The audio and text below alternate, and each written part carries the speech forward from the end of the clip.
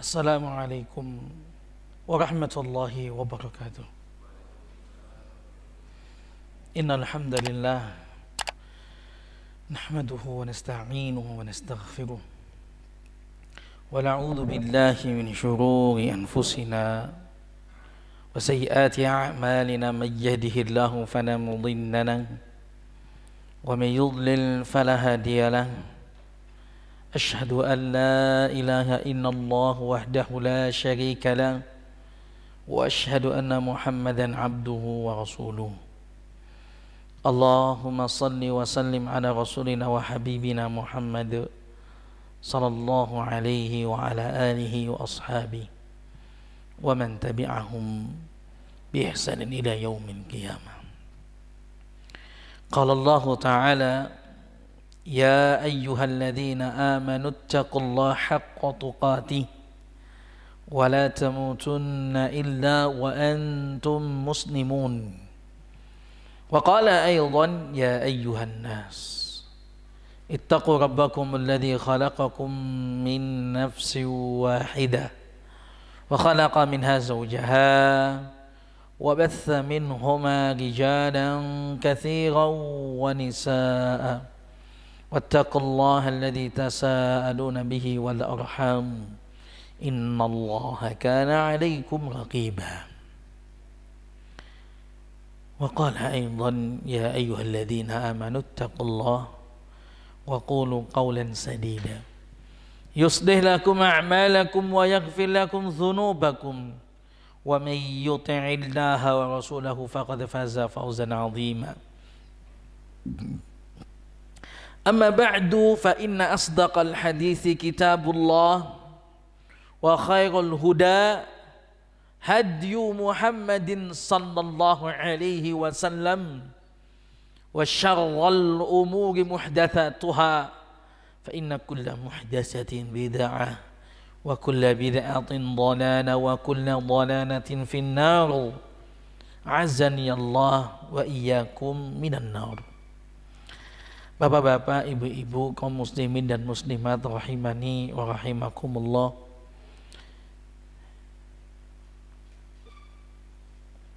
Di dalam majelis yang barakah, yang semoga senantiasa terus tidak lupa kita berdoa kepada Allah, semoga Allah senantiasa menjadikan kita, membimbing kita di atas petunjuk Nabi sallallahu alaihi wasallam. Kita benar-benar menjadi umatnya Nabi sallallahu alaihi wasallam yang kelak nanti mendapatkan syafaatnya. Dan tentu tidak bisa kita mengetahui tentang sunnah Nabi kecuali dengan menuntut ilmu. Dan pada malam ini seperti biasa kita akan kajian kitab fikih mar'ah, fikih wanita,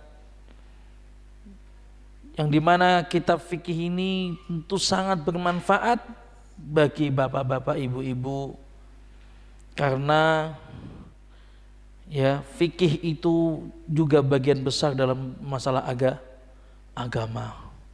Jangan sampai kita cuman berat di sisi akidah menyepelekan fikih. Bukankah sunnah Nabi, bukankah syaratnya amalan itu ada dua? Yang pertama tauhid, ikhlas kepada Allah. Yang kedua mencontoh Nabi sallallahu alaihi wasallam. Kalau syarat pertama masalah akidah, syarat kedua tentang fikih. Enggak bisa, kita tidak akan bisa mana ini sunnah, mana ini yang diajarkan Nabi, mana yang tidak diajarkan Nabi, kecuali dengan belajar fikih. Nah, oleh karena itu malam Selasa keempat ini kita belajar fikih. Sabar, pelan-pelan, ya. Yang pertama insya Allah mendapatkan pahala duduk di majelis ilmu. Yang kedua mendapatkan ilmu itu sendiri. Yang ketiga insya Allah hidup kita lebih barokah. Dikumpulkan bersama orang soleh, ketemu orang soleh. Alhamdulillah. Pada pertemuan sebelumnya kita telah menyampaikan tentang adab-adab buang hajat. Dan udah selesai. Ya. Dan kemudian pada hari ini, malam ini kita akan lanjutkan dengan judul Sunanul Fitrah. Sunnah-sunnah fitrah. Mal maksud bisunanil fitrati wa mahiyya? Apa maksudnya sunnah-sunnah fitrah? Apa maksudnya kajian sunnah-sunnah fitrah itu? Sunanul fitrah hiya al-khisalul lati idza fu'ilat ittasafa fa'iluha bil fitrati allati fatarallahu al-ibad 'alaiha. Ya. Adalah maksudnya kita mengkaji sunnah-sunnah fitrah itu apa maksudnya? Yaitu kita akan mempelajari apabila seseorang itu melakukannya, maka orang itu telah sudah sesuai dengan fitrah yang Allah fitrahkan. Sesuai fitrah yang Allah fitrahkan. Sudah sesuai lurus dengan fitrahnya manusia. Allah menciptakan itu fatrallahu allati fataratan nas 'alaiha. Semua makhluk hidup manusia sesuai dengan fitrah. Burung dengan fitrahnya, ayam dengan fitrahnya, singa dengan fitrahnya, manusia dengan fitrahnya. Di antara fitrah-fitrah itu ada yang 5 dalam hadis, ada yang 10. 2 hadis nanti. Namun ya, sebelum kita membaca hadis tersebut, bab tentang sunnah fitrah ini sangat hubungannya erat dengan bab an-nadhafah, tentang kebersihan, at-taharah, bab taharah. Nanti di antara sunnah fitrah adalah mengkhitan. Kenapa mengkhitan? Bagi laki-laki wajib. Nanti ada di antara hikmahnya, kalau dia nggak dipotong ujungnya itu, maka najis kadang-kadang nempel tersisa di situ. Kalau di situ najisnya ada, maka kemudian dia tidak sah kalau dia sholat. Itu kan hubungannya erat antara bab sunnah fitrah dengan kebersihan. Maka sebelum kita mulai ini kita ngecas dulu keutamaan kebersihan. Bagaimana Nabi SAW atau syariat Islam dalam menganjurkan kaum muslimin itu bersih. Sebagaimana Allah Subhanahu wa taala berfirman dalam surat Al-A'raf, Ya bani Adam khudhu zinatakum inda kulli masjid. Wahai anak Adam, ayo ambil hiasi pakaian kita. Inda kulli masjid. Setiap masuk masjid kita berhias, menggunakan pakaian yang baik, pakaian yang khusus buat sholat. Apalagi kalau itu sholat Jumat, pakaiannya wangi, bersih, mandi, bersihkan kumil dan sebagainya. Ini semua ini menunjukkan, ayat ini menunjukkan pentingnya bersih, an-nadhafah. Kemudian juga Nabi Allah Subhanahu wa taala berfirman dalam surat Al-Mudaththir, Ya ayyuhal muddaththir qum fa'anzir wa rabbaka fakabbir wa thiyabaka fatahhir. Itu kan, ini tentang ayat kenabian ini di awal-awal ini. Di awal-awal Islam ayat ini turun. Wahai orang-orang yang berselimut. Di antara isinya wa thiyabaka, dan bajumu ya Nabi fatahhir. Bersihkan. Bersihkan dari apa? Dari kotoran, dari najis. Ini menunjukkan lagi. Begitu juga Nabi SAW bersabda di riwayat Imam Muslim, Innallaha jamilun yuhibbul jamal. Innallaha jamil. Allah itu indah. Allah itu indah. Yuhibbul jamal. seneng yang indah. Artinya kalau kita itu berpakaian, anak kita itu juga bersih, subhanallah, Allah juga suka. Muslim ya bersih, rapi, nggak ada masalah. Seorang itu ya mungkin kita bahasakan fashion lah, tapi sesuai dengan syar'i. Mungkin orang menggunakan baju atas dan warnanya, baju lebih perhatian, celananya warnanya hitam, atasnya juga gelap. Mungkin begitu, sama-sama begitu, tidak masalah. Karena kalau dia mengamalkan itu karena memang tujuannya untuk mengamalkan ayat-ayat ini, dapat pahala tidak? Dapat pahala. Seorang wanita, ibu-ibu, mbak-mbak, menggunakan pakaian yang bersih, menggunakan pakaian yang lebar, yang tentunya wabil khusus kalau misalnya dia dalam rumah dengan pakaian yang indah untuk suaminya, ini kan bersih. Bukan seperti zaman sekarang ini, kita kadang-kadang kalau mau ke masjid kurang bersih, bau. Tapi kalau kau mau mantenan hajatan, wangi. Kalau mau ke mall, wangi. Tapi kalau mau ke masjid, biasa lah loh. Kadang-kadang malah bau remason. Kebalik. Ya, Allah tadi itu jamil, indah, suka yang indah. Begitu juga hadis Aisyah, di mana Nabi SAW pernah arada Nabi SAW ayyunahya makhata Usamah. Jadi Nabi itu pernah mau bersihkan dahaknya siapa? Usamah bin Zaid. Dibersihkan sama Nabi. Anak-anak seperti itu. Nabi biasa seperti itu. Kita sama anak kita juga harusnya seperti itu. Anak kita ibu-ibu umbelen, ya langsung jangan umbelen, biarin sana sini umbelen. Ya kita bersihkan. Atau anak orang lain. Ada anak orang lain misalnya itu umbelen, ya kita nggak ada ibunya, nggak ada uminya, ya udah ambil tisu kita bersihkan. Begitu Nabi SAW. Pernah juga hadis Abu Hurairah yang di mana diriwayatkan Imam Bukhari, saat itu Nabi SAW itu Abu Hurairah ya keluar di siang hari, nggak bicara sama sekali sampai di pasar Bani Qainuqa. Terus Nabi berhenti di bibin fina'i baiti Fatimah. Nabi berhenti di emperannya rumahnya Fatimah, ya Fatimah anaknya. Nabi berhenti situ, duduk istirahat. Ya kemudian Nabi SAW bertanya, ya agak kenceng ngomongnya. Athamma luka'u, kata Nabi.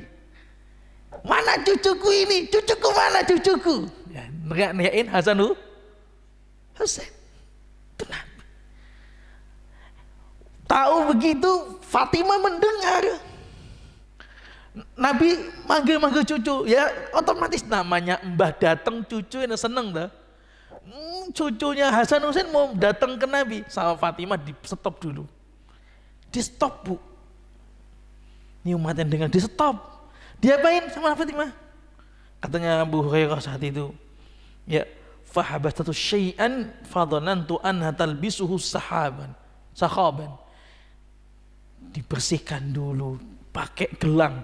Gelangnya itu memang bisa bikin wangi. Ada di Saudi itu jual, kalau jalan umrah itu tasbih, tapi tasbihnya wangi, nggak yang hilang wanginya. Ada, murah harganya, dijual mahal di orang Indonesia 500.000, 300.000. Pada harganya itu ya 10 real, ya 30.000. Pada wangi gelangnya, memang dari kayu, wangi. Udah kasih minyak wangi atau wangi nggak tahu, saya pikir wangi saya pegang. Itu Hasan Husain dipegang sama Fatimah, dibersihkan dulu baru ketemu Nabi, ketemu mbahnya gitu. Ini kan contoh dari sahabiyah, para ibunda zaman dahulu seperti itu, menunjukkan bersih gitu loh. Yang kadang kita ini meremehkan masalah ini. Kadang orang kafir itu kadang-kadang masalah perapi itu lebih, orang yang jahil, yang mereka nggak ngaji kadang-kadang lebih rapi, lebih bersih dibandingkan kita. Ayo kita yang sudah ngaji, yang sudah mengerti sudah, ayo lebih bersih lagi. Beli minyak wangi. Jangan sampai ketiak kita tuh nanti ada sunnah untuk mencabut ketiak. Di antaranya karena kalau ketiak itu nggak dicabut, itu yang bikin cepet bau, banyak baunya. Dan tidak jarang tuh sholat Allahu Akbar, yes, bertakbir sama dengan takbir sudah keluar bau itu. Nah itu nanti muncul masalah. Bagaimana kita di sebelahnya, pindah atau enggak itu? Nah, Pak, kira-kira Pak, jenengan kalau sebelahnya pindah nopo tetap bertahan? Nah, bagaimana Pak? Bertahan. Wah, aku pindah aku Pak. Wah, saya pindah. Jujur gak kusuk situ saya. Gak bisa tenang Pak. Beneran. Kita mau ngomongin gak bisa saat itu sholat. Kalau memang terganggu Pak, boleh pindah. Syukur-syukur ada sempat minyak wangi. Itu bisa terjadi. Malaikat saja itu bau bawang nggak boleh malaikat. Orang yang bau bawang, ada bau bawang di masjid, malaikat nggak masuk. Kira-kira bau bawang sama bau ketiak bau mana nggih? Bau mana? Ya bau ketiak lah. Ibu-ibu pasti juga tahu. Cek mending bau bawang, pedes-pedes saja baunya nggak apa-apa. Bau ketiak tetap aja, walaupun bau ketiak suaminya, tetap ya namanya bau ya bau. Ini kan sunnah-sunnah ini ayo diperhatikan, karena ternyata dalam Islam sangat diperhatikan. Juga pertama Usama bin Zaid pernah jatuh kepleset, fasyujja fi jabhati, ya depan pintu kepleset berdarah. Usama bin Zaid sama Nabi diusap darah, dibersihkan sama Nabi. Contoh-contoh dari Nabi itu banyak. Baik ke Hasan Husain, ke yang lain. Contoh ibunda para Nabi juga, para sahabiah juga begitu, bersih. Karena memang sejak sebelum Islam, Nabi itu udah bersih. Saat Nabi diangkat menjadi Nabi juga, ayat-ayat yang turun, wathiyabaka fatah. Dan memang juga bab pertama di dalam babul fikih, babut toharo, karena penting itu bersih. Begitu juga hadis tentang tentang yuksalu min baulil jariyati wa yurashu min baulil gulami. Suatu hari Nabi SAW itu lagi ingin mandi sama sahabat yang meriwayatkan itu, kalau Abu Hams atau siapa itu, sama Nabi suruh membelakanginya. Artinya Nabi bersembunyi di belakang dia, ini perawi hadis ini membelakangi Nabi. Nabi mandi di belakang, di hadap sana, Nabi di belakang sini. Pas mandi, ya Hasan Husain datang. Ternyata kalau ada Hasan atau Husain ngencengi Nabi, ngencengi badannya Nabi, digendong kena kencing. Mau dibawakan sama sahabat ini air, kata Nabi tidak perlu. Nabi mengatakan yuksalu min baulil jariyati wa yurashu min baulil gulami, hadis terkenalnya. Kalau itu kencingnya bayi laki perempuan dibasuh. Kalau laki-laki, bayi laki cukup perciki. Walaupun tetap najis, tapi diperciki. Najisnya najis ringan. Bapak, ibu-ibu yang kami muliakan, maksud dari kami sampaikan tentang muqaddimah kebersihan itu untuk menegaskan bahwa nanti tentang masalah kebersihan, sunnanul fitrah hubungannya erat dengan kebersihan, dan sunnanul fitrah bersama juga dengan kebersihan sangat erat hubungannya dengan agama Islam. Sangat erat dengan hubungannya syariat Islam. Kadang orang nggak mikir ke situ, bahwa saat dia memotong kuku itu ada hubungannya dengan syariat Islam. Syariat, Pak. Kita bicara syariat, suatu yang mulia, suatu yang tinggi. Bukan sekedar bersih mandi biar gak wangi, biar enak ketemu orang. Tidak. Tapi ada syariat di situ. Ada syariat di situ. Jadi, sehingga tidak menyepelekan tentang masalah jenggot Bapak, Masya Allah panjang, disisir. Saat menyisir ada hubungan dengan syariat? Ada hubungan dengan syariat. Ini penting sekali. Ada hubungannya dengan syariat. Artinya bagian dari syariat, bagian dari syiarul muslim. Syiar seorang muslim. Bersih, rapi, jenggotnya panjang, disisir. Syiar. Jamaah rahimani wa rahimakumullah. Sehingga di sini dikatakan wa yata'allaqu bi khisalil fitrati masalih diniyati wa dunyawiyati. Sehingga maslahat sunanul fitrah itu, sunnah fitrah tadi, apa tadi sunnah fitrah? Sesuatu, nanti ada sunnah-sunnahnya, ada 10, ada 5, ada 10 juga. Itu bila dilakukan maka dia sesuai dengan fitrah manusia. Kalau enggak dilakukan maka dia tidak sesuai fitrahnya manusia. Begitu. Jadi sunanul fitrah itu seperti tadi, anti khitan, cukur kumis, nyabut ketiak, itu fitrahnya manusia. Kalau nggak dilakukan berarti nggak sesuai dengan fitrahnya seperti itu. Apa kata di sini jelas bahwa itu hubungannya erat dengan masalah diniyah, agama maupun duniawiyah, masalah dunia. Masalah agama, sunnah fitrah jelas. Contoh Nabi ngikuti fitrah manusia yang Allah fitrahkan. Kita dijelaskan ayam dengan fitrahnya, kambing dengan fitrahnya, manusia dengan fitrahnya, dengan fitrahnya. Kemudian yang selanjutnya juga nanti mendapatkan pahala bersih. Kalau secara dunia bersih, enak dipandang. Kan berarti secara dunia, secara agama. Secara agama dan secara dunia. Hadis yang pertama, hadis Abu Hurairah tentang khisalul fitrah, tentang apa saja sunnah-sunnah fitrah itu. Hadis yang pertama hadis Abu Hurairah yang muttafaqun alaih, yang diriwayatkan oleh Imam Bukhari dan Imam Muslim. Nabi SAW bersabda, al-fitratu khamsun, al-khitani wal istihdad wa qassus syaribi wa taqlimil adhafiri wa natful wa taqlimul adhafiri wa natful abat. Hadis Abu Hurairah, sunnah fitrah itu ada 5.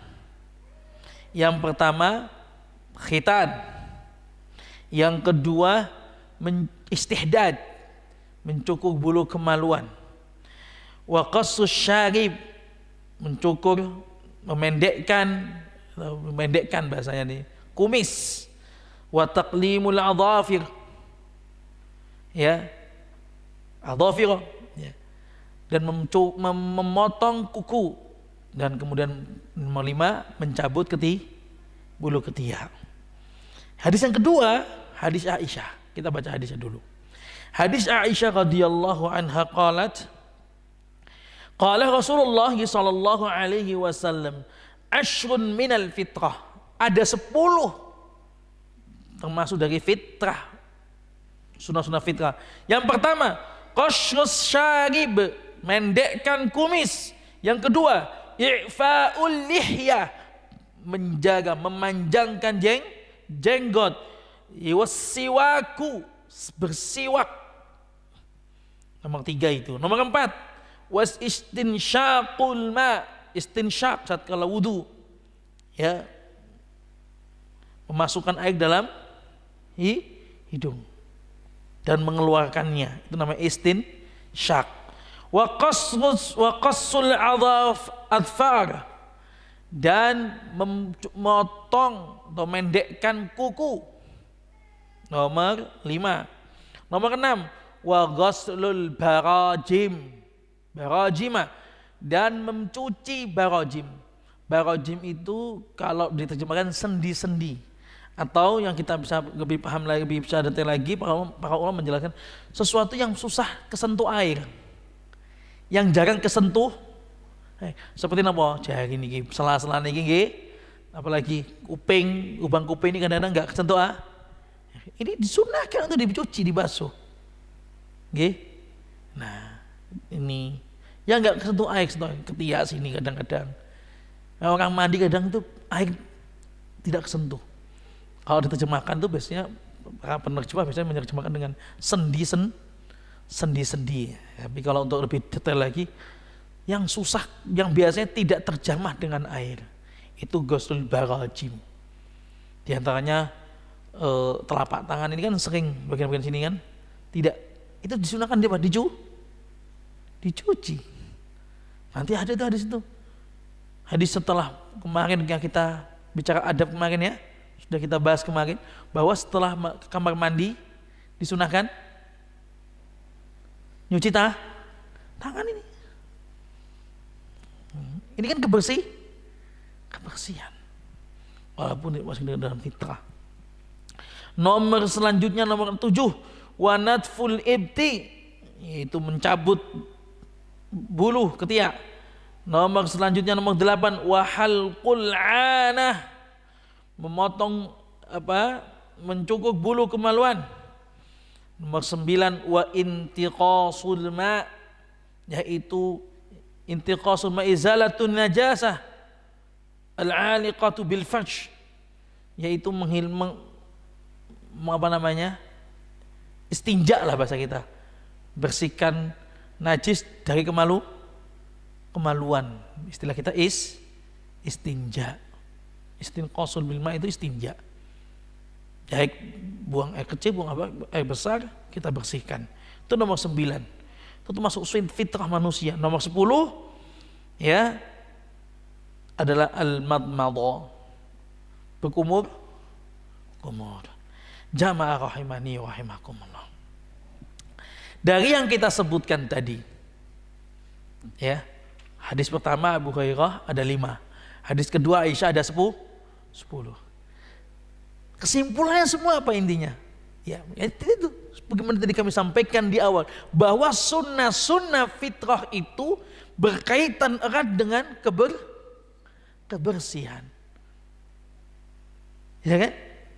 Yang tadi semua disebut ini itu berkaitan dengan kebersihan. Dan tadi kami jelaskan juga di awal, kalau ini sunnah fitrah, artinya orang kalau melakukan dia sesuai dengan sunnahnya, sesuai dengan fitrahnya, dia berjalan sesuai fitrahnya manusia. Kalau nggak dilakukan berarti nggak fitrah. Ada orang nggak misalnya ada di sini misalnya khitan, ada orang kok nggak khitan, berarti nggak sesuai fitrahnya manusia ya khitan. Ada orang nggak kukunya panjangin, akhwat nih, kukunya kelingking dipanjang, karena kalau dipanjangin itu enak nanti kasih kotek apa? Pitek ya, putek apa pitek? Yang penting jangan tokek lah ya. Kasih pitek gitu kan. Ya boleh kalau dikit panjang dikit ya, agak mendekkan saja. Ada yang panjang sekali ya kan. Itu nyogok upil panjang kayak gitu dia. Ini menyelisih fitrah manusia. Kalau manusia nggak begitu, gitu loh. Rambutnya kemudian acak-acakan, nggak dipotong. Ketiaknya, bulu ketiak panjang-panjang. Mohon maaf, itu gak sesuai dengan fitrah manusia. Wah, muncul nanti Ustadz, ini kalau ada orang Ustadz, memang sejak kecil gak pernah dicabut Ustadz. Kalau dicabut sakit, akhirnya panjang biar aja. Nah itu juga muncul lagi masalah seperti itu. Memang Pak, kalau tidak biasa sakit, bahkan geli. Kalau memang sudah nggak bisa memang dipegang dikit geli ya, di ini sendiri minimal pendekkan, dikerik. Sebenarnya memang akhirnya dicabut, dicabut. Tapi kalau nggak bisa sudah dah dikerik lah.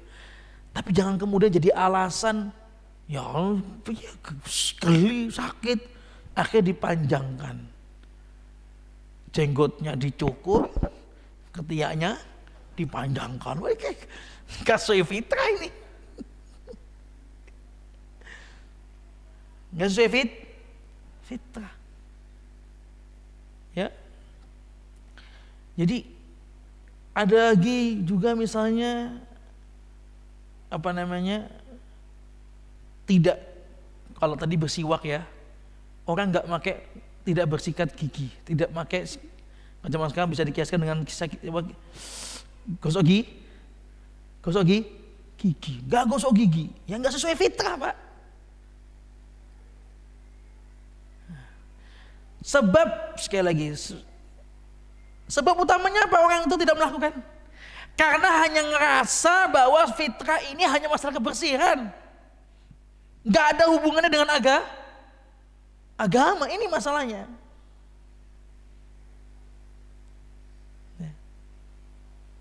Itu masalah. Sehingga sekali lagi tegas kita bahwa kita jalan misalnya, bahkan termasuk dari iman ya, kebersihan itu.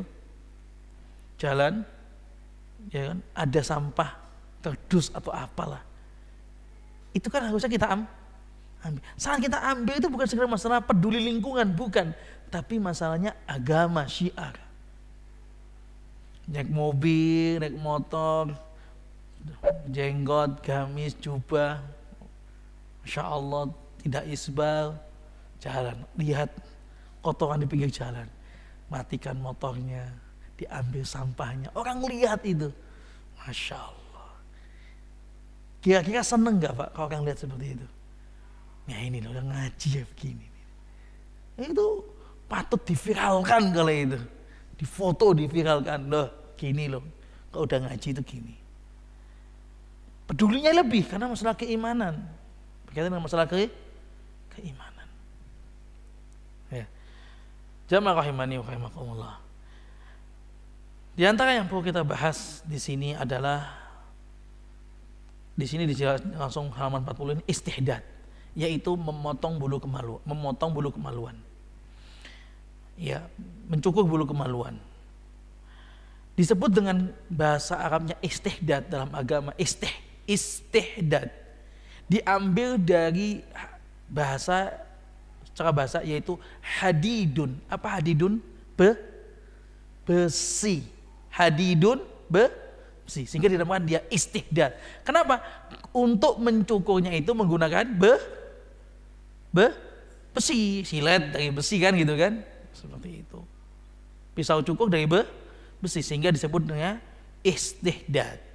Nah, walaupun juga boleh menggunakan yang lain-lain seperti gunting dan sebagainya, tapi yang paling afdal dipakai alat cukur, baik laki-laki maupun wanita, bersih. Ya. Nomor selanjutnya yang kedua yaitu al-khitan. Nah ini yang juga termasuk agak banyak ini. Khitan ini sunnahnya siapa? Nabi Ibrahim. Waqtatana Ibrahim, Iqtatana Ibrahim, ya, ba'da thamanina sanah waqtatana bil qadum. Disebutkan dalam sebuah hadis, Nabi Ibrahim itu khitannya setelah usia 80 tahun. Dan di khitan waqtatana bil qadum, dan di khitan dengan qadum. Qadum itu kapak untuk motong kayu. Nggak zaman sekarang mah enak, udah aja. Jangan qadum kapak. Iya, karena memang zaman dulu nggak ada seperti canggih seperti zaman sekarang. Jangan bayang neko-neko wah ketok papa ya ndak gitu bayanginnya ya ndak. Ya gampangnya mana? Kenapa pakai kondom? Ya mungkin yang dulu adanya itu gitu loh. Sekarang kan ada disuntik, dibius dulu, pakai yang apa listrik, pakai yang apa macam-macam enggak tahu ya. Sampai iklannya itu habis sunat sambil habis itu main bola gitu, langsung kering. Kita sekarang ini zaman lebih enak dibandingkan zaman dulu. Itu yang faedah yang butuh kita ambil. Oh ternyata zaman dahulu Nabi Ibrahim menggunakan itu gitu loh. Walaupun tidak ada nanti nggak ada bius misalnya, berarti bakal nanti zaman dekatnya udah kiat mungkin nggak ada bius, mungkin sudah nggak ada pisau kecil-kecil kan ya, tetap wajib kita, tetap wajib pakai apa? Adanya gergaji, jangan nyakiti. Seperti itu. Menunjukkan ini wajib, hukumnya wajib. Adapun bagi wanita, ya hukumnya sunnah. Tapi penting, hukum sunnah ini bukan berarti tidak dianjurkan. Namanya sunnah dianjurkan. Sebagai ulama mengatakan mustahab. Mustahab itu di bawahnya sunnah. Tapi poin dalam Islam dianjurkan khitan itu. Nah, khitan ya izalatul jildati allati tughta al-hasyafah, menghilangkan kulit ya yang menutupi ujung kemaluan. Jadi ujung kemaluan yang ditutup itu kulit ujung kemaluan dibuang. Itu namanya khitan. Bahasa kita sunat. Jadi sunat itu apa? Memotong kulit ujung kemaluan. Ya, wa hadza fi haqqi dzakar. Dan ini bagi laki-laki. Ammal unsa faqata lahmat zaida fawqa mahal ilaj. Yaitu kalau wanita yaitu memotong kulit bagian atas kemaluan, itu bahasanya. Ya, kulit tambahan di atas kemaluan itu dipotong.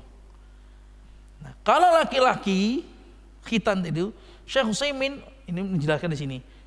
Ya, waqad suila Syekh Ibnu Utsaimin hukmil khitan fi haqqi rijal wan nisa. Enggak perlu saya baca, langsung aja poinnya. Jadi Syekh Utsaimin menjelaskan khitan bagi laki-laki itu apa? Kenapa dibedain? Satunya laki-laki itu wajib, sedangkan wanita itu sunnah. Ya, wa wajhu tafriqu bainahuma anna al-khitana fi haqqi rijali fihi mas'alatin ta'udu ila syarti fi syurutis shalah. Karena laki-laki itu khitan laki-laki dibedain, khitan laki-laki wajib, wanita itu sunnah dibedain karena apa? Kalau laki-laki itu berhubungan dengan maslahat, yaitu kembali pada hukum syarat sahnya syarat sahnya sholat. Kalau wanita tidak. Kalau wanita itu fa innahu yuqallilu min ghilmati ay shiddatu syahwatiha. Kalau dia dipotong bagian situnya kulit dan kemaluannya itu untuk biar syahwatnya tidak terlalu tinggi. Ya. Tapi kalau laki-laki itu wajib karena berhubungan dengan syarat-syaratnya sholat. Selain masalah kebersihan ya. Syaratnya salah. Karena syarat sah. Di annahu idza baqiyat al-qulfah fa innal bawla idza kharaja min thaqbil hashafa baqi wa tajma'a fil qulfah wa sara sababan. Karena seandainya najis itu dia kencing, kalau enggak disunat itu dia tertinggal di kulit ujung itu gitu loh. Najisnya tertinggal di kulit itu yang kadang keluar setelah selesai buang air kecil gitu. Kalau itu ada terus dia sholat, maka hukum sholatnya tidak sah karena najis. Makanya dengan dibersihkan ujungnya itu sehingga saat dia buang air kecil itu bersih. Coba kita perhatikan aja. Anak kecil itu yang belum sunat, setelah kencing kadang masih netes. Benar tidak? Ibu-ibu tahu. Karena anak kecil. Netes. Tapi kalau udah disunat tidak keluar, udah nggak ada nggak tuh. Ini hikmahnya Islam membedakan antara laki-laki dan wanita, menunjukkan al-yauma akmaltu lakum dinakum wa atmamtu alaikum ni'mati, menunjukkan Islam itu sempurna. Coba detail dibedain, karena apa? Karena ini, mantap, masya Allah. Bapak rahimani wa rahimakumullah. Ya, sekali lagi, terus kapan itu disunat, itu kapan? Imam An-Nawawi rahimahullah, nih tadi saya carikan ini. Yustahabbu lil wali ay yakhtana as-saghir. Ya. Akhirnya as-saghiru fi sigrihi. Jadi annahu arfaqu bihi, kata beliau, disunnahkan, dianjurkan bagi wali untuk mengkhitan anaknya ketika masih kecil. Karena itu yang paling baik untuknya, Al-Majmu', kata Imam An-Nawawi. Yang paling baik adalah saat masih kecil. Sebagaimana hadis Nabi SAW, Nabi mengkhitan Hasan Husain fi yaumi sabi'ihi, pada hari ketujuh sekalian diri. Selain dicukur rambutnya, dipotong, Nabi mengkhitan Hasan Husain itu pada hari ketujuh masih bayi. Itu lebih afdol. Nabi udah melakukan gitu loh. Maka Imam Nawawi mengatakan arfaq, menggunakan isim tafdil, tegas itu kalau kalimatnya, lebih baik, lebih lembut. Arfaq itu kan rafiqun, lembut, berarti lebih lembut, lebih baik. Karena kalau masih bayi, malah justru kalau kita, menurut kita, kalau masih bayi kasihan. Tapi Imam Nawawi mengatakan arfaq. Siapa yang lebih lembut dibandingkan Nabi? Biasanya, mohon maaf, ini kalau bapak-bapak, menurut jenengan Pak, ibu-ibu juga nih, yang menahan untuk bayi di khitan itu siapa? Laki-laki atau ibu-ibu? Kalau yang saya rasakan istri saya, ibu-ibu. Menurut bapak, dua-duanya. Saya pengen yang masih kecil, saya kasihan gitu. Nah, jelasin. Nah, akhirnya saat TK khitan. Padahal bagusnya masih bayi. Mungkin saat itu karena istri saya saat itu masih muda ya. Saya nikah, istri saya masih 15 tahun. Jadi belum tahu ngerti bayi. Jadi ya saya maklumi dia belum bisa merawat bayi, mungkin begitu. Karena saya nikah, saya tinggal ke Madinah, tinggal sendiri dia. Orang tuanya pergi, nggak ada.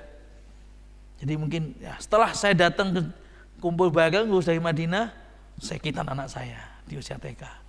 Lebih baik, Pak. Nah, makanya haddul, batasan maksimal khitan itu usia balik. Sebagaimana Imam Ibnu Qayyim mengatakan batasan maksimal khitan itu usia balik. Coba, lebih afdol masih kecil, batas maksimal saat balik. Artinya semakin besar itu menurut syariat, menurut yang diajarkan dari syariat, lebih sakit, lebih tidak baik. Bahkan kalau sudah lebih dari balik, alot, ya malu, minimal malu. Makanya, tapi dulu Nabi mengatakan pada orang baru, sahabat-sahabat yang baru masuk Islam, alqi anka sya'ral kufri waqtatan, ya, waqtatin, ayo buang itu rambut kekufuran dan khitan. Itu sabda Nabi kepada para sahabat yang baru masuk Islam. Jadi udah gede-gede, Pak. Bayangin kita, itu berat. Zaman dulu kita alhamdulillah sejak kecil udah tahu khitan itu wajib. Wah, bahkan kalau di Indonesia ini masya Allah khitan itu khitan gratis. Nanti dapat amplop 250.000, dapat oleh-oleh sarung. Wah, itu khitannya rame-rame. Kadang ya zaman dulu tuh, saya juga dulu khitan sunat. Saya kan kita ini dulu ya khitan sunat masal, Pak ya. Kadang-kadang ya Sholat masal itu zaman dulu itu ada 5 kamar kan, zaman dulu tetap terpotong, nggak seperti zaman sekarang pakai listrik, mungkin lebih simpel ya. Kadangnya teriak, yuk kita takut gitu. Teman saya itu fulan lah, udah masuk ternyata kabur lagi pulang, lari karena takut. Nah ini juga haram. Jangan nakuti anak-anak kecil. Hei, engkau setan, mana mau deket tak? Gunting pohon bunga itu. Nakut-nakuti, haram hukumnya. Ini harusnya bagian Islam dimotivasi. Nanti cukup, nanti kalau ada orang, jangan bahas kitan. Kalau mau saran saya gitu, jangan bahas kitan sama anak itu. Kalau nanti emang sudah ada mau di kitan, ada feel ke sana, ngomong sama anak, ayo kakakmu sudah sunat. Dulu kakakmu sunat. Ya kan mas? Iya sunat dulu. Itu enak kalau kita punya kakaknya udah sunat. Kalau nggak ada ya, memahamkan untuk anak pertama itu susah. Makanya saat masih kecil dia nggak paham, benar nggak Pak? Akfak nggak Pak? Kata Imam Ibnu Nawawi lebih lembut nggak? Kalau masih bayi disunat, kasihan tapi dia nggak nolak Pak. Mau nggak mau cuman kita harus ngerawatnya gitu. Lebih ibu-ibu mungkin lebih rempong lah ngerawatnya, lebih susah lah ngerawatnya. Tapi kalau udah gede harus dipahami, pahamkan dulu. Nanti dia sunat ketakutan, sakit. Padahal pun dia apa-apain, masih dibuka celananya, ada teriak-teriak, aduh Pak gitu. Coba, lebih lembut mana? Saat gede atau masih kecil? Saat masih kecil. Ini loh, ini Islam. Yang menawarkan ini Islam, pasti sempurna, pasti baik. Jangan nanti aja kan yang tentu yang lebih afdal ya kalau masih yang lebih utama ya kelas 3 SD, 4 SD itulah ya itu kan. Nanti itu lebih utama di khitan 4 SD. Kenapa begitu? Nanti habis di khitan cepat gede. Oh, berarti kalau khitan itu biar cepat gede. Iya. Kenapa enggak sekalian pas masih bayi? Apa doanya saat orang punya bayi itu? Wa ruzikta birrahu. Apa? Semoga cepat gede, semoga cepat dapat bakti. Itu doanya kan? Saat orang punya bayi, apa doanya? Barakallahu fiikum wa syakartal wahid wa ruzikta birrahu. Semoga cepat gede, semoga cepat dapat baktinya. Itu doanya kepada orang yang baru punya bayi. Kalau memang sunat katanya bisa lebih cepat besar, ya berarti sesuai sunnah dong. Hadis doa tadi ya diamalkan, masih kecil disunat gitu. Bukan saat sudah besar kan. Jelas nih. Jadi kalau kita ditanya, ya kalau mau kesehatan, saya nggak tahu kalau mau kesehatan. Saya kalau dalam bab ini ya tetap mengikuti yang afdal itu masih kecil. Imam Nawawi udah mengatakan kecil, Nabi pun mencontohkan gitu loh. Jadi saya nggak mungkin kesehatan tentu dari sisi kesehatan pasti lebih baik karena tawaran Islam pasti lebih baik. Mungkin kata orang ya kelas 3 SD, kelas 4 SD itu udah enak itu. Dia nggak begitu sakit, dia nggak begitu ini. Ya nggak juga sih Pak. Coba tanya, saya punya teman itu, ya beliau selalu anaknya saat masih bayi di khitan. Saya tanya, repot ya? Anak pertama repot, kata beliau. Anak pertama tok repot, cara merawatnya. Tapi kalau sudah selanjutnya udah tahu cara merawatnya, 1-2 hari itu enak kok. Kedua katanya, kata beliau, cepat kering ternyata. Cepat kering. Ternyata kalau bayi mungkin karena dia diam saja kan, enggak banyak wallahu a'lam. Tapi beliau mengatakan begitu. Beliau anaknya semua masih bayi. Tapi ya itu ibu nih uminya nih harus siap merawatnya. Ya memang sih kalau udah gede itu ya rasa sakit, biar dia merasakan sakit gitu kan. Kalau wanita itu sudah merasakan sakitnya melahirkan, kalau laki-laki setidaknya merasakan sakitnya dipotong gitu aja.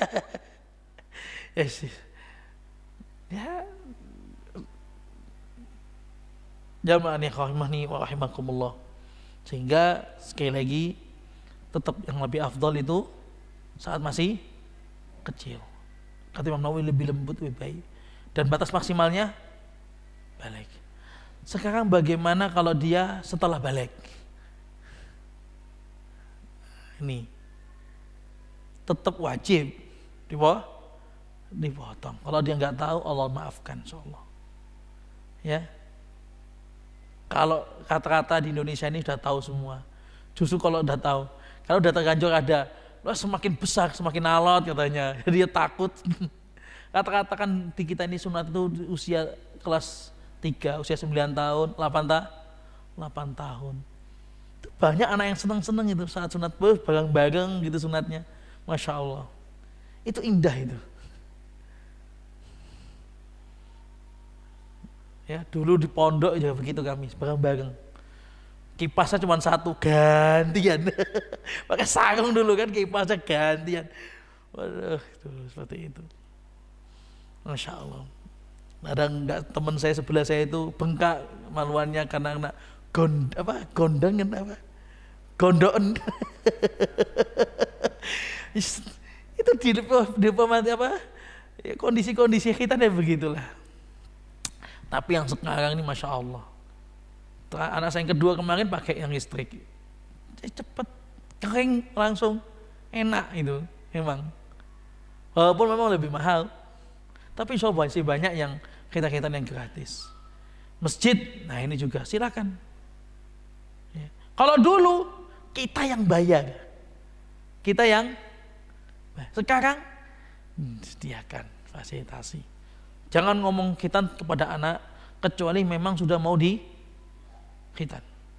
Kalau sudah agak gede-gede itu, bagi diweden-wedeni. Loh, tapi biasanya kan ya jangan sampai kayak cokot semut. Kayak dicokot semut. Ya sunat seperti digigit ini loh rasanya kayak cet ternyata ya sakit. Wallahu a'lam. Oke, untuk masalah khitan insya Allah jelas. Laki-laki wajib, perempuan sunnah. Orang mengatakan mustahab, tapi yang tetap dianjurkan. Yang kedua, ya, bahwa dibedakan karena wanita itu hanya untuk syahwatnya biar nggak terlalu tinggi, ya. Kalau kemudian laki-laki itu masalahnya di rukun syarat sah sholat. Jadi wajib. Dan ini adalah ajaran Nabi Ibrahim. Allah Subhanahu wa taala berfirman dalam surat An-Nahl, "Tsumma auhayna ilaika an attabi' millata Ibrahim hanifa." Kemudian kami wahyukan kepadamu ya Muhammad untuk mengikuti ajarannya Nabi Ibrahim, agama yang lurus. Di antaranya adalah masalah khitan. Oke. Ya. Ini sering dijadikan guyonan ini sama kayak gini. Nabi Ibrahim itu pakai kapak le. Tadi ya sunat itu pakai kapak, pakai bendo. Ini kadang-kadang dijadi guyonan saat ceramah ke anak-anak. Tetap guyonan yang nggak pas menurut saya. Pendalilannya tidak. Maksudnya kapak itu karena mungkin adanya itu ya nggak mungkin jadi kapak seperti ini. Ya mungkin pelan-pelan tentunya. Jadi kadang dijadikan guyonan. Selanjutnya yaitu motong kuku, ya. Oke. Bulu ketiak. Potong kuku.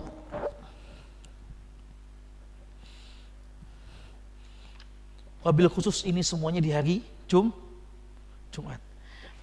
Hadis lain, riwayat lain itu maksimal jangan sampai lebih dari 40 hari. Ya, jangan sampai lebih dari 40 hari. Jadi disunahkan seminggu sekali. Jangan sampai semuanya. Bulu ketiak merapikan kumis. Jangan sampai semua itu lebih dari 40 hari. Oke. Selanjutnya siwak. Ini terakhir ya. Siwak bersiwak. Siwak ini tentu ya kata Nabi SAW, ya, fasiwak mutahharatul lil fami mardatul lil rabbi. Siwak adalah dia lebih suci, lebih baik untuk mulut dan lebih diridai oleh Allah. Jadi keutamaan siwak ini ada dua. Orang bersiwak, dia kata Nabi lebih baik untuk mulut, dan kedua mendapatkan ridha Allah.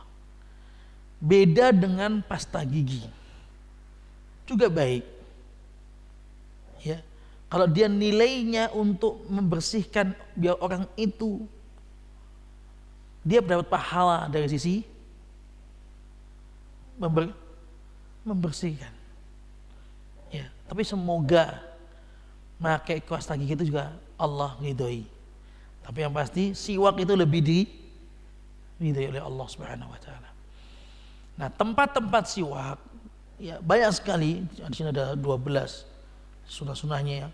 Yang jelasnya siwak itu yang paling saat bangun tidur, saat mau masuk rumah, saat keluar rumah, saat mau sholat, saat mau bertemu dengan orang, saat mau sholat Jumat, saat mau idain, saat mau baca Quran, saat ingin tidur tadi. Di sini diantaranya yang dijelaskan ya seperti laula an asyqa ala ummati la amartuhum bisiwaki inda kulli shalah rawahul jamaah. Seandainya tidak memberatkan umatku akan aku perintahkan untuk bersiwak setiap sholat. Seandainya tidak memberatkan. Memberatkan tidak? Ya memberatkan. Berarti kalau tidak memberatkan akan diwajibkan. Ini berarti siwak ini sunnah yang sudah agak hilang.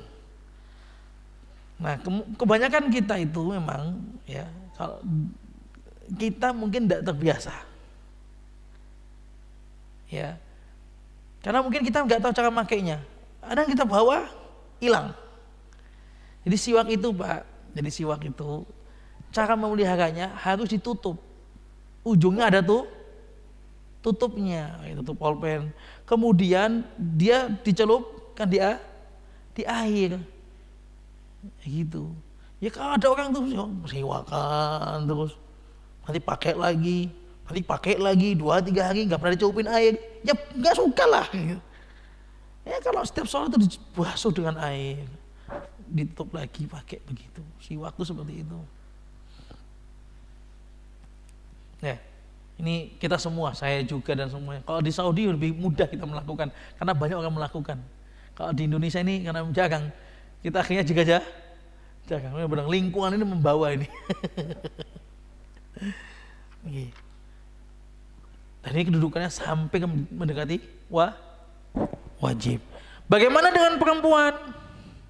Hukumnya sama? Sama. Sunnah fitrah itu semua juga sama pada perempuan. Sama. Bulu ketiak dan sebagainya. Khitan semua sama semua tadi. Secara sunnah fitrahnya sama. Ya.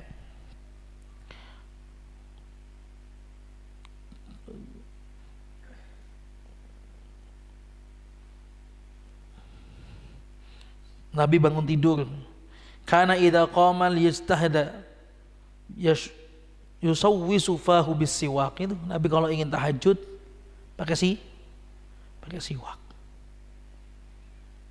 Saat orang siwakan itu bau mulutnya hilang. Karena emang dia kayunya bau herbal gitu. Bau herbal. Jangan pernah kita nggak pernah bersiwak seumur hidup. Ada yang sama sekali belum pernah bersiwak di sini? Sama sekali ada ya, banyak ya. Wah jangan sampai Pak, ayo habis ini ibu-ibu bapak-bapak semuanya ya pulang cari siwak, amalkan sunnah ini. Jangan sampai belum pernah kita lakukan ya. Biar apa? Biar kita tahu. Oh iya, terakhir masalah mungkin sebelum ini masalah uban. Uban itu fitrah manusia dicabut atau enggak toh? Karena ada orang tuh cabut. Malah dahulu saya itu kalau nyabutin ubannya tetangga saya, bukan bapak saya, tetangga saya. Kalau bapak saya nggak sempat nyabut ubannya. Karena bapak saya masih kecil udah meninggal bapak saya. Tetangga saya nanti dikasih uang 500 gambar ketek itu loh. 500 rupiah itu kan, itu udah bisa buat beli bakso itu dulu. Itu suka nyabutin itu. Langganan itu seminggu sekali, kadang 2 minggu sekali. Karena kalau nggak dicabutin gatel. Nah ini hukum pakai cabut apa uban gimana nih? Ya, ada hadis larangannya. Jangan cabut uban, karena dia akan jadi cahaya di hari kiamat. Nur yaumal qiyamah, cahaya di hari kiamat. Tapi poinnya ulama mengatakan hukumnya makruh mencabut uban. Ini yang jumhur ulama. Walaupun seandainya ada ulama yang mengatakan haram mencabut uban, tentulah tidak salah karena ada hadis larangannya. Jangan mencabut uban. Memang begitu hadisnya. Jadi ada ulama yang mengatakan haram mutlak, enggak salah. Tapi jumhur mengatakan makruh karena dia akan jadi hari kiamat. Jadi cahaya. Yang belum kami sebutkan bahwa di antara sunnah fitrah itu adalah di antaranya khitan, ya, bersiwak dan lain sebagainya itu adalah membeda dengan agama Nasrani. Yang mereka tidak berkhitan. Yahudi dan Nasrani tidak berkhitan. Dan kita berkhitan. Ini juga dalil. Kemudian dalil yang selanjutnya secara logika tentang khitan itu, kalau mendolimi kulit boleh nggak sih? Menyiksa diri, wala taqtulu anfusakum, nyiksa diri boleh? Tidak boleh nyiksa diri itu, nggak boleh. Tapi kan malah ini potong kulitnya. Berarti apa? Perintah ini menunjukkan wajib gitu. Jelas nggih? Secara logikanya seperti itu. Karena Islam nggak boleh menyiksa diri gitu loh. Ini malah diperintahkan. Berarti ini perintah ini wajib. Jamaah rahimakumullah, ini yang bisa kita sampaikan pada pertemuan ini. Insya Allah besok kita langsung masuk bab wudu. Nah, cuman metode kajian kita itu sekali lagi, kadang saya baca, kadang cuman poinnya. Karena kalau dibaca nggak selesai kitab ini. Ini ada 2 jilid segini nih. Jadi besok ini bab wudu juga saya ringkas. Nanti pas penting hadisnya baru saya baca. Biar enak. Karena kalau saya baca, saya satu persatu jenengan nggak bawa kitab ngantuk. Ngantuk, apalagi hujan dingin, ngantuk. Ini tebel dikit kebahan kita nih. Seperti itu. Oke. Jika ada pertanyaan silakan, kalau nggak ada kita tutup dengan doa. Terus monggo.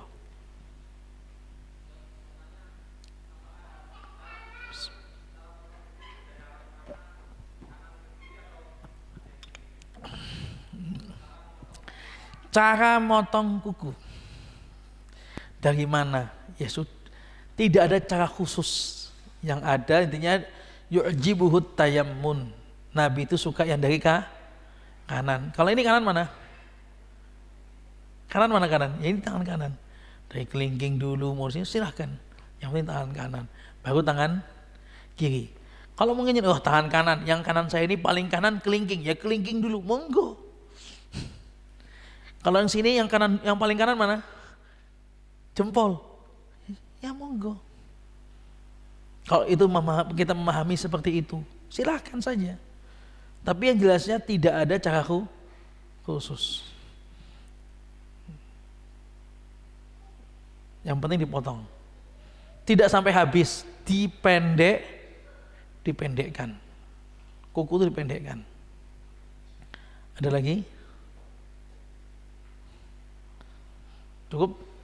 Marilah dengan begitu kita semoga apa yang disampaikan ini bermanfaat buat saya pribadi dan buat jamaah sekalian, dan semoga tetap menjadikan nilai pahala di sisi Allah dan mengangkatkan derajat kita di sisi Allah Subhanahu wa taala. Subhanakallah wa bihamdika. Ada? Silakan sini. Enggak apa-apa. Diralat subhanakallahnya, enggak apa-apa.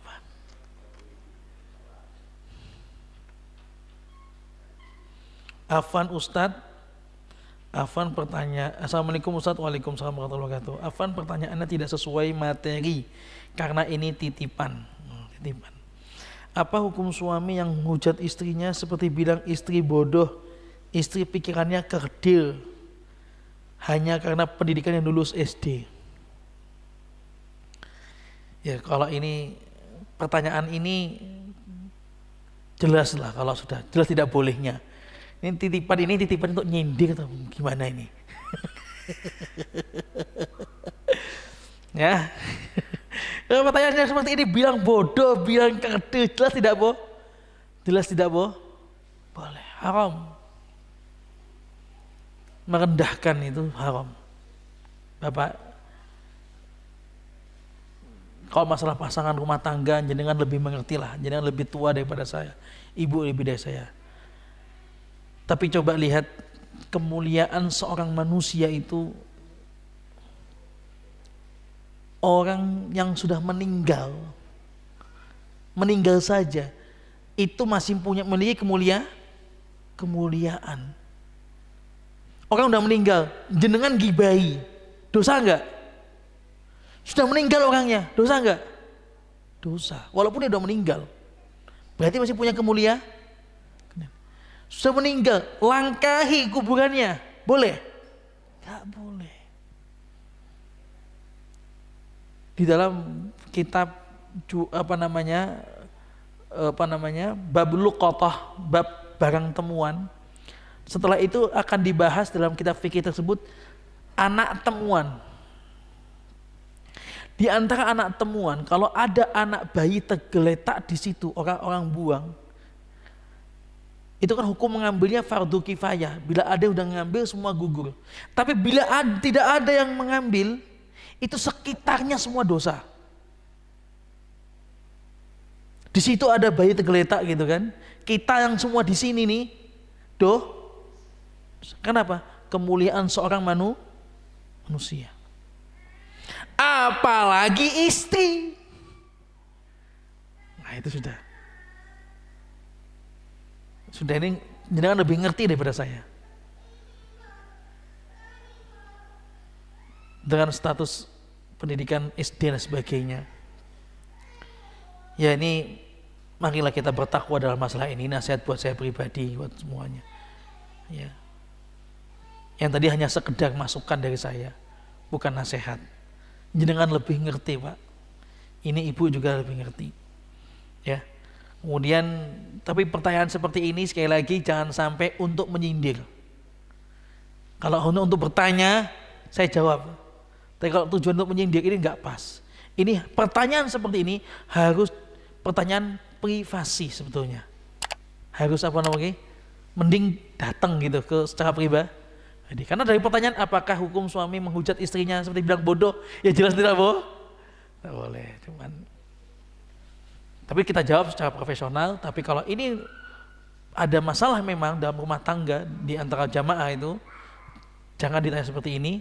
Datang pribadi itu lebih bijak. Karena memang pengajian itu kadang-kadang di pengajian tak tekan. Baik bapak nyindir istrinya itu enggak. Jangan sampai. Ayo pengajian ini dijadikan sebagai tempat untuk kita nambah ilmu, lebih tenang. Ayo seperti itu. Ada masalah ke pribadi. Cukup nggih? Mungkin cukup sekian. Jazakumullah khairan. Subhanakallahumma bihamdika asyhadu an la ilaha illa anta astaghfiruka wa atubu ilaik. Wassalamualaikum warahmatullahi wabarakatuh.